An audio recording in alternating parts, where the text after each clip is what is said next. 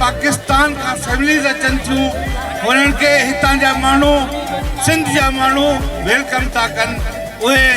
हितां जा पुरअमन माण्हू आहिनि पहाड़ी माण्हू आहिनि पर हिते तव्हां ॾिसंदव सभिनी तव्हांखे वेलकम कयो आहे जेतिरो तावन कंदव